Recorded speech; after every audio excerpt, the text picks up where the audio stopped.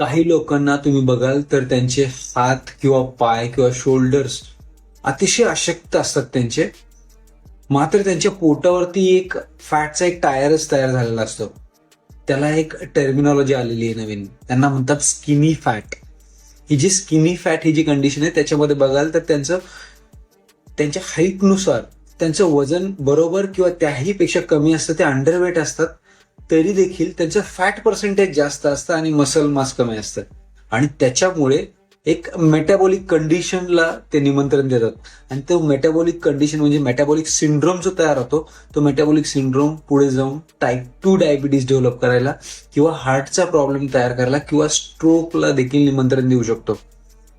ही जी condition आहे ह्याच्यावरती एकच उपाय आहे, ते म्हणजे तुम्हाला रेजिस्टन्स ट्रेनिंग करून आणि कॅलरी सरप्लस मध्ये खाऊन मसल गेन करायचा, मसल चांगला स्ट्रॉंग बनवायचा.